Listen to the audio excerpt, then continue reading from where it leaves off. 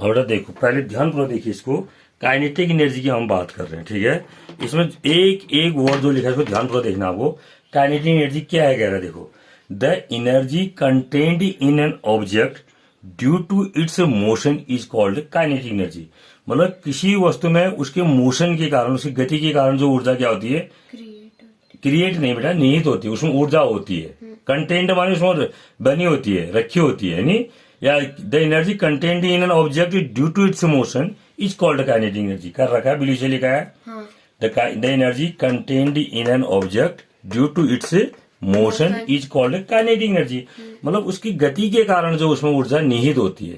Content माने उसके अंदर जो है नहीं, जो भरी ऊर्जा भरी है, वो उसको हम क्या बोलते हैं, काइनेटिक एनर्जी। ये तो उसकी डेफिनेशन होगी। अब उसकी जो रियल में जो मैथमेटिकल है, वो मैथमेटिकल कैसे निकालेंगे, कह रहा है, क्या कह रहा है, hence kinetic energy of a body moving with a certain velocity.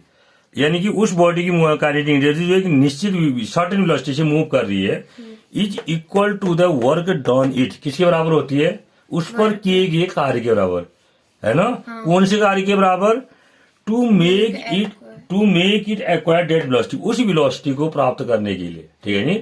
अगर कोई वस्तु क्या कर रहा है, गति क्या कर रही है, मोशन, गति कर रही है, ठीक है नहीं, क्या कर रही है, मोशन या गति कर रही है, तो उस और एक निश्चित वेलोसिटी से गति कर रही है, तो उस वेलोसिटी को प्राप्त करने के लिए उस पर जितना कार्य किया जाता है उसको क्या बोलते हैं, काइनेटिक एनर्जी। आया समझ में है। अब हम देखो, हमारे हम जो काइनेटिक एनर्जी निकालेंगे ऑब्जेक्ट किसकी, वी वेलोसिटी प्राप्त करने के लिए कितना कार्य हुआ इस पर, और वी वेलोसिटी पर कार्य का वी वेलोसिटी वस्तु की लास्ट टर्म इसमें जो बनाएंगे आप, इसमें डेरिवेशन बोलते हैं, इसको क्या बोलते हैं, मतलब जो ऑब्जेक्ट मूव कर रहा है हमारा, जो लास्ट वेलोसिटी जो प्राप्त करेगा वो क्या प्राप्त कर रहा है, वी, क्या कर रहा है। तो इस वी वेलोसिटी को प्राप्त करने के लिए इस पर कितना कार्य किया जाता है, जो हम निकालेंगे वही कार्य क्या होगी, इसकी काइनेटिक एनर्जी। हमने क्या लिखा देखो, suppose an object of mass m is moving with u velocity. माना कोई ऑब्जेक्ट है, वो किस वेलोसिटी से मूव कर रहा है, u वेलोसिटी से मूव कर रहा है, ठीक है। आया समझ में, किस वेलोसिटी से मूव कर रहा है, u वेलोसिटी से कर रहा है। तो क्या कह रहा है, suppose an object of mass m, कोई ऑब्जेक्ट है जिसका मास क्या है, m है, is moving with velocity u, is moving with u velocity. किससे वेलोसिटी से मूव कर रहा है, u से, ठीक है। एंड ये अब u वेलोसिटी से मूव कर रहा है, इसकी वेलोसिटी चेंज कैसी होगी, कोई भी ऑब्जेक्ट है वो, उसकी वेलोसिटी चेंज कैसी होती है, तुम कहते हो उसकी एक्सीलरेशन होता है। एक्सीलरेशन कौन से पैदा होता है, जब हम फोर्स लगाएंगे, वही कह रहा है। एंड ये force F is applied on it, और इस पर हमने क्या लगा दिया, फोर्स लगाया ना। And it gets velocity v, force लगाया तो उसकी वेलोसिटी कितनी होगी, बढ़ गई, v होगी।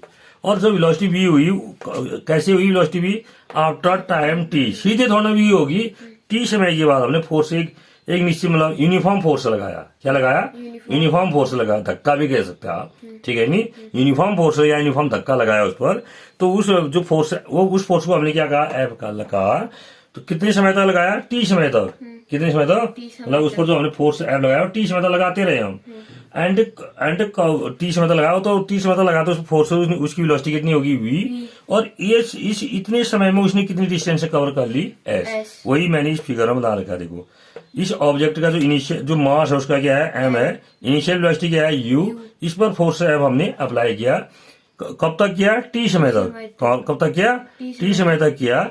और ये t समय तक अप्लाई किया, तो इस t समय तक उसने कितनी डिस्टेंस कवर कर ली, s, और इसकी वेलोसिटी क्या होगी, v होगी, ठीक है नहीं। अब इस पर कितना कार्य हुआ, इस पर तो टोटल वर्क कितना हो जाएगा, फिर टोटल वर्क, तभी तो हम काइनेटिक जो टोटल वर्क हुआ होगा इसी को तो हम काइनेटिक एनर्जी कहेंगे। Total work W equal to क्या हो जाएगा, फिर हमारे पास F इंटू एस, बल गुणा विस्थापन, फोर्स इंटू डिस्प्लेसमेंट, डिस्प्लेसमेंट ऐसे तो हो रहा है। ये जो मोशन हो रहा है किसमें मान रहा हम, स्ट्रेट लाइन में, किसमें मान रहे हैं, स्ट्रेट लाइन में। W जो total work W equal to F into S, और एस इक्वल टू क्या होता है बेटा, यहां से निकालेंगे। देखो अब हमारे t की हमें जरूरत नहीं है, v स्क्वायर इक्वल टू क्या होता है, u square plus 2as, v square equal to क्या होता है, 2as होता है। यहां से अगर हम s निकालें तो क्या हो जाएगा, देखो v square minus u square equal to क्या हो जाएगा, 2as, होगा। एच इक्वल टू लिखेंगे तो क्या हो जाएगा यहाँ से V square minus U square upon 2a हो गया। तो यानी कि डब्ल्यू इक्वल टू कितना हो गया फिर हमारे पास एफ इंटू एच था। एफ के स्थान पर हमने क्या लिखा एम ए, क्या लिखा लिखा एम ए, क्योंकि एफ इक्वल टू क्या होता है एम इंटू ए, ये एफ इक्वल टू यहाँ पर लिख लो, एफ इक्वल टू होता है क्या आपका एम इंटू ए, ये एम इंटू ए, और एच इक्वल टू क्या लिख दिया V square minus U square upon 2a लिखा। तो देखो यहाँ से ए से ए कैंसिल हो गया, क्या बचा डब्ल्यू इक्वल टू कितना हुआ आप M V square minus U square, यही हुआ नहीं यही कार्य हुआ। तो ये इसकी क्या हो जाएगी काइनेटिक एनर्जी कितनी हो जाएगी half M V square minus U square. आया समझ में? कब ये एनर्जी आप M V square minus U square कब होगी जब उसकी इनिशियल वेलोसिटी यू होगी, जब उसकी इनिशियल वेलोसिटी आ रहा है समझ में? इतना समझ में आया, लिख लोगे इतना। अब उसके बाद देखो क्या कह रहा है, अब आगे ये देखिए अगर ये होगी तो इफ, अब यहीं से हम करते हैं इफ u इक्वल टू 0, अगर उसकी क्या है u इक्वल टू क्या है 0, माना शुरू में रुकी हुई थी तब हमने उस पर क्या लगाया फोर्स से एफ लगाया, फोर्स से क्या लगाया एफ लगाया, ठीक है नहीं।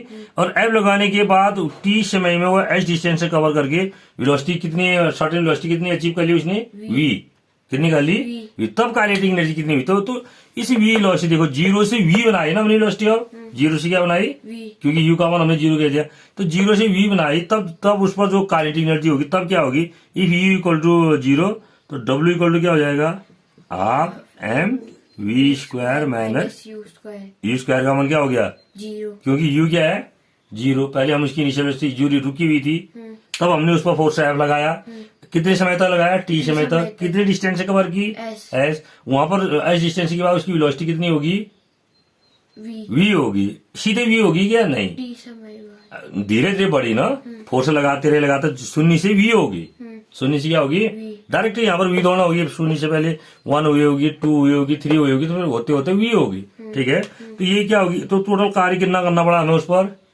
Half M V square minus 0, यानी कि डब्ल्यू इक्वल टू कितना हो गया हाफ एम वी स्क्वायर। तो आपने अभी क्या पढ़ा काइनेटिक एनर्जी की डेफिनेशन में क्या पढ़ा था, ये पढ़ा था देखो hence kinetic energy of a body moving with certain velocity is equal to the work done it to make its acquired that velocity, यानी कि इस वेलोसिटी को प्राप्त करने के लिए इस पर जितना कार्य होता है नहीं, ई क्या काइनेटिक एनर्जी है नहीं। तो हेंस क्या लिखेंगे हम अकॉर्डिंग टू द, हैंड से अकॉर्डिंग टू द, किसके अकॉर्डिंग क्वेश्चन कह रही हो डेफिनेशन, किसकी डेफिनेशन ऑफ काइनेटिक एनर्जी है ना, कि इक्वल टू कितना हो जाएगा यही है ना डब्ल्यू है ना, यही कार्य तो है यार kinetic energy equal to W का मान कितना आ रहा है half V square, half M V square हो गया है ना, ये होगी काइनेटिक एनर्जी का होना हाफ।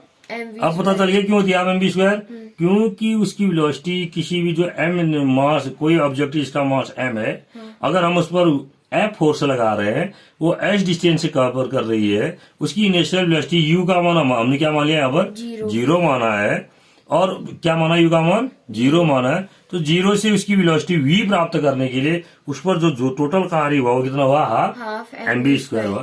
तो ये इसकी क्या कहती है काइनेटिक, जो हाफ एम बी स्क्वायर माने स्क्वायर ये भी काइनेटिक एनर्जी है। ये काइनेटिक एनर्जी कौन सी है जब उसकी इनिशियल वेलोसिटी u थी और बाद में उसकी वेलोसिटी क्या होगी v होगी, ठीक है नहीं।